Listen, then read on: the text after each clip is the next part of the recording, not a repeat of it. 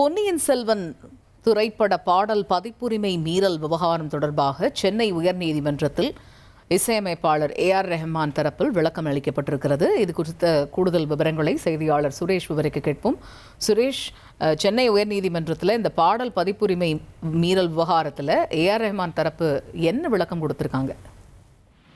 வணக்கம். அதாவது இயக்குனர் மணிரத்னம் இயக்கத்துல 2023ஆம் ஆண்டு வெளியான பொன்னியின் செல்வன் 2 திரைப்படத்தில் இடம்பெற்ற வீர ராஜ வீரா என்ற பாடலினுடைய இசைக்கோர்வை என்பது பிரபல இந்துஸ்தானி இசையமைப்பாளர்களான ஜூனியர் தாகூர் சகோதரர்கள் என்று அழைக்கப்படக்கூடிய நசீர் ஃபயாசுதீன் தாக்கூர், அவருடைய சகோதரர் நசீர் ஜாகிருதீன் தாகர் ஆகிய 2 பேரும் இணைந்து உருவாக்கிய ஷிவ் ஸ்துதி என்ற இசை ஆல்பத்திலிருந்து பயன்படுத்தப்பட்டிருக்குதுன்னு சொல்லி அவருடைய வாரிசான உஸ்தாத் ஃபயாஸ் வாசிபுதீன் தாகூர் என்பவர் டெல்லி உயர் நீதிமன்றத்துல பதிப்புரிமை மீறல் வழக்கு தாக்கல் செய்திருந்தார். அந்த இசை கோர்வைக்கான பதிப்புரிமை தன்னிடம்தான் இருக்கிறது, தன்னுடைய அனுமதியை பெறாமல் AR ரஹ்மான் இதை பயன்படுத்தி இருப்பதாக அந்த மனுவில் அவர் தெரிவித்திருந்தார். வழக்கை விசாரித்த டெல்லி உயர் நீதிமன்றம் பாடலில் இடம்பெற்றுள்ள இசைக்கோர்வைக்கான அங்கீகாரத்தை வழங்க உத்தரவிட்டிருந்தது.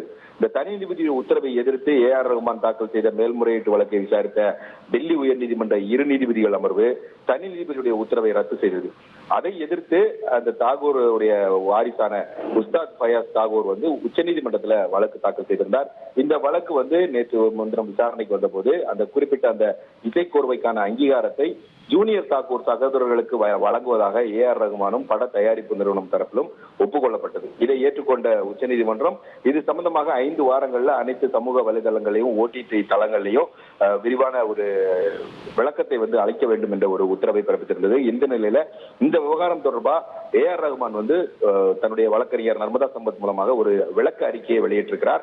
அந்த அறிக்கையில இந்த விவகாரத்தில் டெல்லி உயர்நீதிமன்றத்தினுடைய 2 நீதிபதிகள் அமர்வின் உத்தரவுல உச்சநீதிமன்றம் தலையிடவில்லை, வழக்கின் தகுதி குறித்து எந்த ஒரு கருத்தையும் தெரிவிக்கவில்லை என்று விளக்கம் அளித்திருக்கிறார்.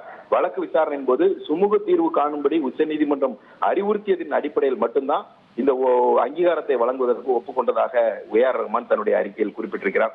இசைக்கோர்வைக்கு அங்கீகாரம் வழங்கியது என்பது தானாக முன்வந்து வழங்கப்பட்டதை தவிர நீதிமன்ற உத்தரவின் அடிப்படையில் அல்ல என்றும் இசைக்கோர்வையினுடைய அந்த உரிமை பதிப்புரிமை மீறல் தொடர்பான குற்றச்சாட்டுகளை இன்னும் நாங்கள் மறுத்து கொண்டிருக்கிறோம் என்ற ஒரு விளக்கத்தையும் அவர் அளித்திருக்கிறார்.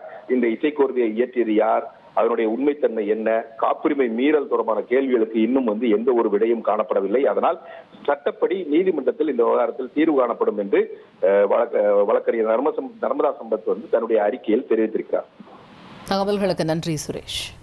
1,26,00,000 மனங்களை வென்ற தந்தி டிவி யூடியூப் சேனல். தவிர்க்க முடியாத தம்ப்நெயில்ஸ், கலக்கலான கான்டென்ட்ஸ். நீங்களும் இந்த குடும்பத்தில் இணைய இப்பவே சப்ஸ்கிரைப் பண்ணுங்க. அசுரபலம் கொண்ட எங்கள் டிஜிட்டல் கரங்களில் உங்கள் விளம்பரங்களை சேர்க்க வாட்ஸ்அப் பண்ணுங்க. 8939888378. Email advttv@dttv.in.